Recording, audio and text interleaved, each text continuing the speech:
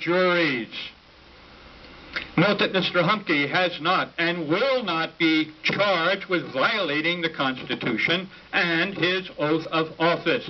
He is above the law. We have a double standard in Nevada. When assigned a public defender, I soon learned that the Washoe Defender's Office is more concerned with protecting the interests of the county than those of accused persons. Defenders do not do all they could and should to fight for justice for each of their clients.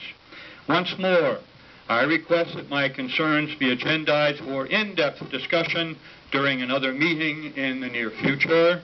My website again is guyfelton.com. Thank you. Thank you, sir. Mr. Sam Dehne. Sam Dehne, the Encyclopedia of Reno Government and the most trusted name in Nevada government. And if we really cared about hugging, Mr. Dortch would have stayed and listened to Mr. Felton, and we would have a national Hug Guy Felton Day, because he is one of the truest patriots in this entire community. And I saw all of you listening to that, and each one of you should have been on your cell phone calling somebody to tell them to do something about that tragedy that's taking place right in your community, right in Reno, Nevada, and you do nothing about it except pick your noses and wiggle around and to act as if you're listening, and it's a shame, a disgusting shame. And it's another reason why Nevada has the second most dysfunctional government in America. And the main reason Reno has the second most dysfunctional, and I'm not sure it isn't the first most dysfunctional, the main reason it has the most dysfunctional government in America is because it has the most dysfunctional operation going on. It has the most dysfunctional media regurgitators who are scared to death of Sam Dehne and jealous of Sam Dehne.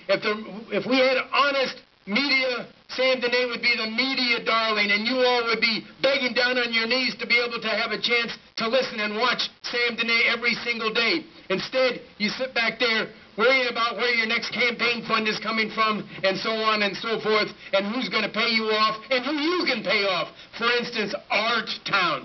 I've got nothing against the performers at Art Town, but guess what? Guess what? Speaking of dysfunctional, if they are so great, Mr. Iotzi, through the mayor, if they are so great, why do they have to do so much advertising? And most of their advertising is bogus. They put these expensive pamphlets in the newspapers that half of them are thrown away. You ought to be on top of that, wasting our money. I know it's only $250,000 that we know about, and maybe a lot more. And if you wonder why Sam Dehne is all hot and bothered and heated right now, Mr. Hester knows and Mr. Campbell knows right now. As I drove up to City Council, now it's been a half an hour, as I drove up here, 11 policemen with guns pointed right in my face, telling me to put my hands on the wheel.